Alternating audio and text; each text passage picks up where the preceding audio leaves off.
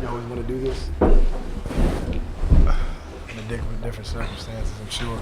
All right, if we can silence our cell phones, please state your media affiliation prior to asking the question. We have Prairie A&M head coach, Byron Smith, along with Ed Masu Williams and Jaron Johnson. Coach, you can open it up with a statement and then we'll take questions.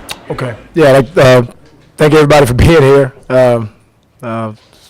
Great event. Obviously, we didn't play as well as we would have liked to, but still proud of the kids. They, under some tough circumstances, but they regrouped and rebounded, from a tough start, and I was really proud of the effort they put forth, for the second half of the conference and leading into the SWAC tournament. But disappointing. Wanted to finish a little bit differently, but sometimes there's days like this.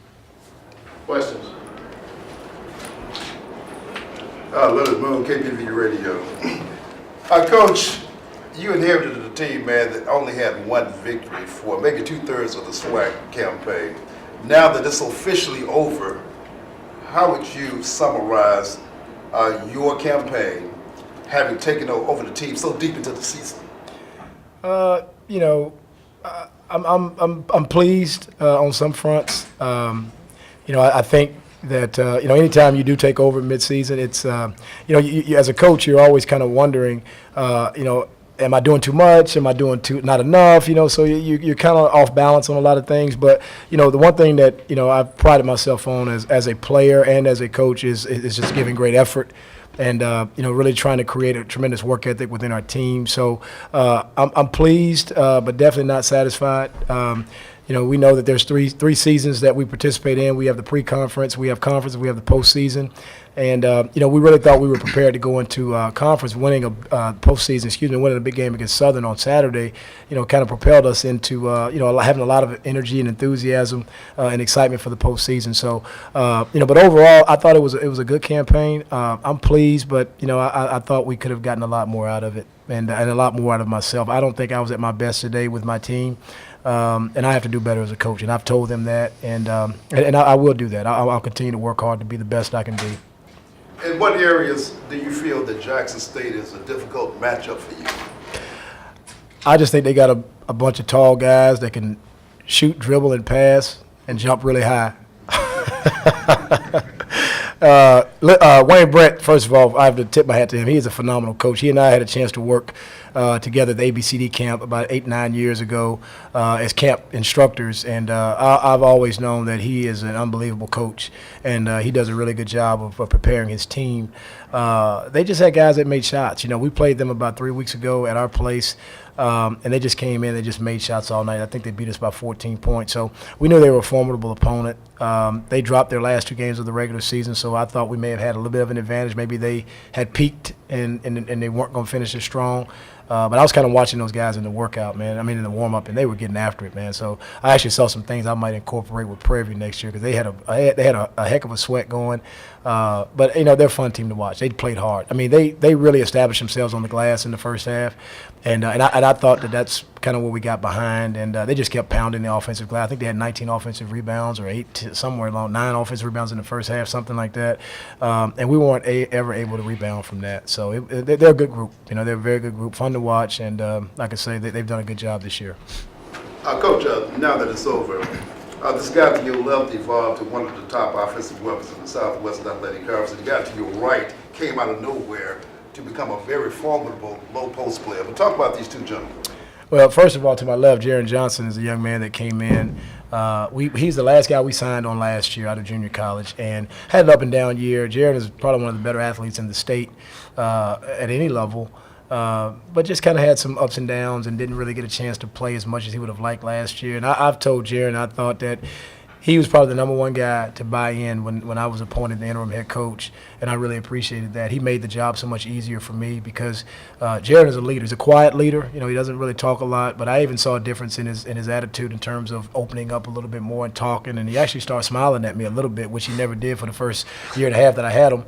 So, but because of him, I was able to be a better coach because they listen to him, they respond to him. This guy is the first guy in the gym and the last to leave. So you root for guys like Jaron Johnson because they do things the right way.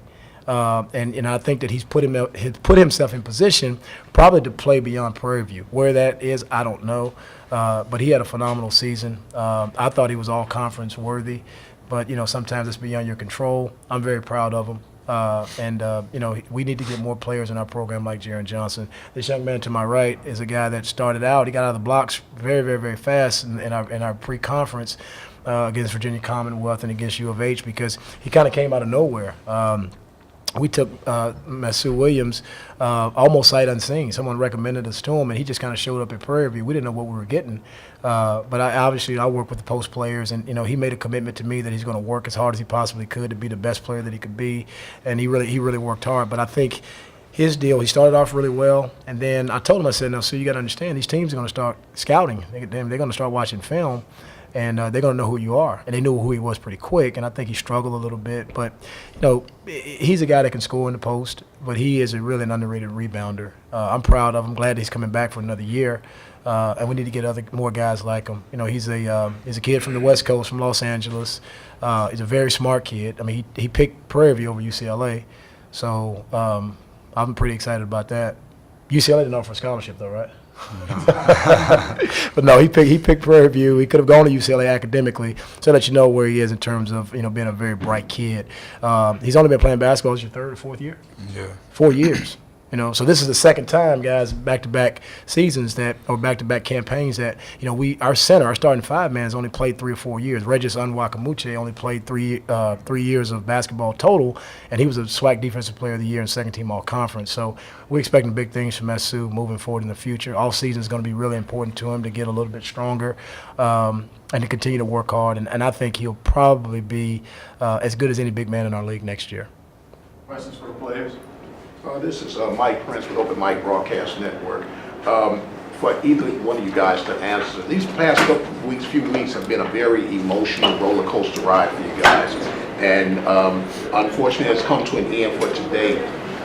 What have you gained as not only ball players, but as men for these past few weeks that you've experienced with the transitional change? And what is it that you're going to have to apply as you walk away from Prairie View? I'll take it.